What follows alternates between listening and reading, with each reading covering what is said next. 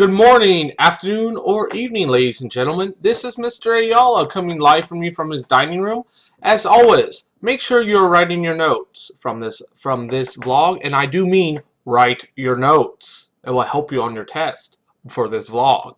Also, at the end of this vlog, make sure you answer the whole question at the end of this vlog in full. Don't just do half of it in full. And of course, make sure you're writing your notes as we go along to help you be able to prepare for stuff that's in class and the test itself. This is the American Revolution officially begins.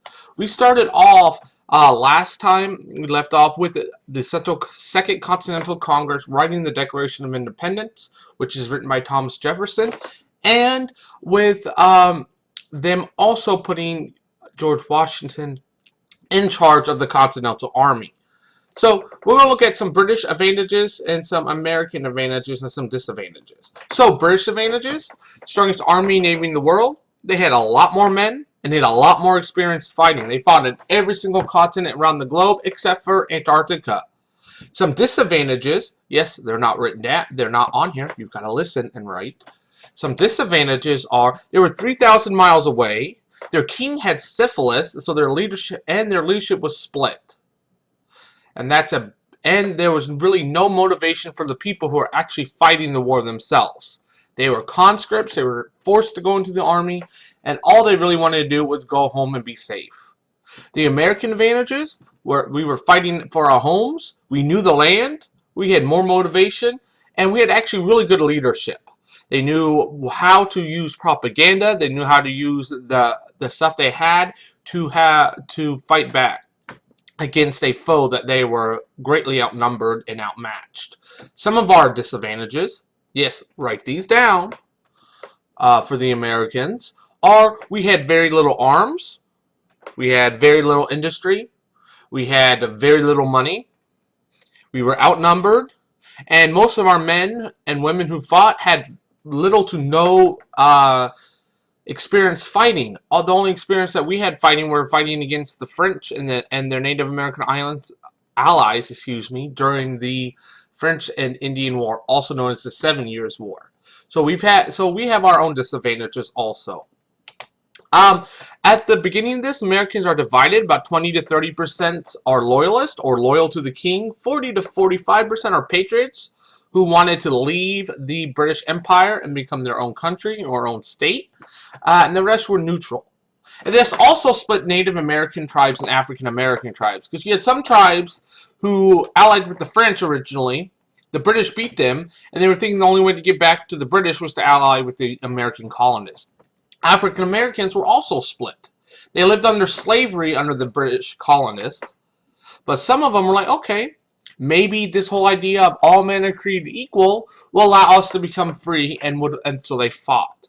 Others were bribed by the British. The British said, hey, if you join us, we'll give you freedom.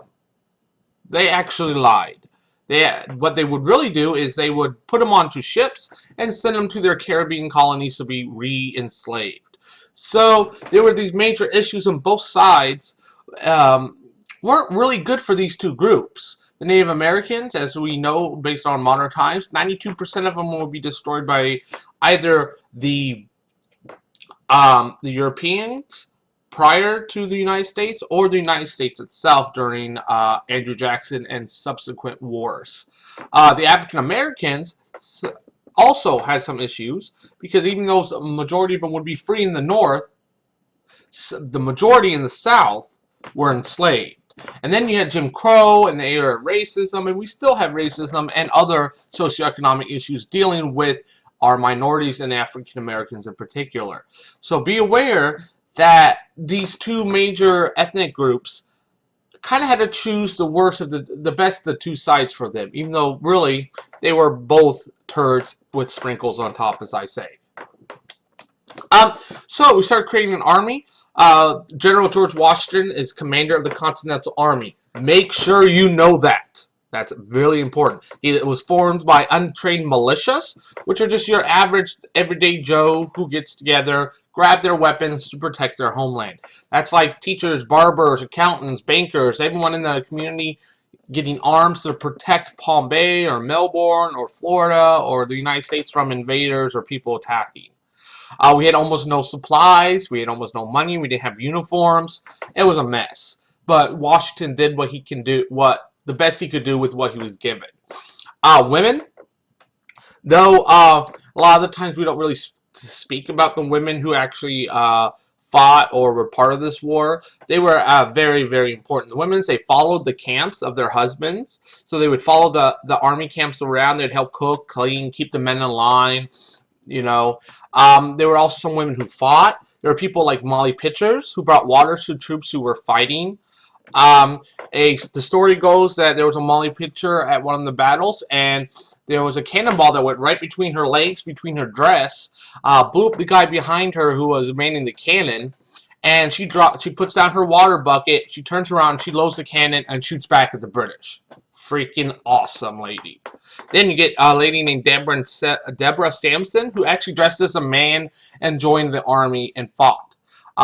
There were a lot more than just Deborah Sampson that did that, but she's the one that we know based off of her writings. The Middle States, the Britain had army and mercenaries in the area. Remember, the mercenaries are called the Hessians. They fought over New York and until Americans decided to start treating to New Jersey. The Battle of New York was horrible for the Americans. Washington had to leave. We had horrible conditions in the army. Thomas Paine wrote what was known as the American Crisis to bolster troop spirits. We're going to be reading some of that in class. It's really good. And in December 25th of 1777, which is right over here, this is a painting that immortalizes this. It's that Washington crosses the frozen Delaware and goes over to New Jersey to attack the Hessians. It works. The Hessians are German mercenaries. They were drunk. They were celebrating Christmas. They were enjoying themselves. They all pass out to go to sleep. Next thing they know, they wake up in the morning. The Americans are surrounding them, and they capture all of them without firing one single shot. Awesome. Just plain awesome. We may not be the best at stand-up fights, but we are very good at being stinky. Britain's main strategy was to cut off the New England colonies by taking the Hudson River Valley. So what they wanted to do, this more or less, what this green line was to separate New England, like the head of the snake, from the rest, the body. And like we've been talking about, if you cut off the head of a snake, you know, you're killing it. It may wiggle around and fight a little bit, but it's more or less dead. The command and control is destroyed. September 1777, Philadelphia, our de facto capital, or the capital after the fact, because that's where Congress met. Pennsylvania, about right there. They were seized by the British. And what ended up happening was, let's go back a little bit. Sorry, my bad. What ended up happening is at that time the Americans ended up retreating to a place called Valley Forge. But we'll talk about that later. Along the Mohawk River Valley, the Britain became allies with the Mohawks of the Iroquois. Yes, the idea of wearing a mohawk, that single piece of hair that sticks straight up, comes actually from the Mohawk Native Americans. And Benedict Arnold was sent to lead a small army into the area. And he does something that Americans are really good at. Watch this. He does a stinky thing. He sent a whole bunch of some American allied Native Americans and a captured loyalist. And he said, the American army is huge. It's going to come and destroy you. There's so many of them. And the British commander and their Native American allies are like, oh dear. Oh no, we got some problems. Let's just surrender. Maybe they won't kill us. They surrendered their fort. About 200 men walk in instead of about the 20,000 they said. Captured about 2,000 to 3,000 British. And the ruse works. Benedict Arnold wins that battle without firing a shot. He more or less just uses his brains to outsmart a larger, stronger enemy. I wonder who's told me that before. This is King Louis XVI of France, also known as the Sun King. As I said earlier, wait until you see all the makeup the guys wore at this time. So this is definitely a good example of that. So the Battle of Saratoga was the turning point of the war. And what it did, we lost more or less every single battle that we've had. We lost New York, the Battle of Long Island. We've won a couple little sneaky things here and there.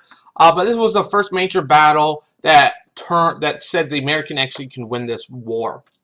And during this time period, we also have people like Benjamin Franklin, Thomas Jefferson over in France as emissaries trying to get the French king to join us. Because if you know, the English and the British, they hate the English and the French, I should say, hate each other. After the French and Indian War, France loses all power in North America. They want revenge. But King Louis XVI wanted to make sure he wasn't just dumping all of his money and his troops and his navy into something that would make no sense. So after we won Saratoga, he was like, this is awesome. I can stick it to the British, and I don't even have to do most of the fighting. So we're going to talk a little bit more about what type of foreign aid that we get from various different countries later. So, the vlog question, what in your opinion was the most important advantage or disadvantage that the British and Americans had? Explain. So this means you need one advantage, one disadvantage, or one disadvantage for the Americans, one advantage, one disadvantage for the British, and you need to tell me why you believe that. And if you remember from earlier in the vlog, I didn't put the disadvantages down on paper because I wanted you to listen. You got to be aware. Active listening is very important and something we need to be working on together. And as always, don't forget to be awesome.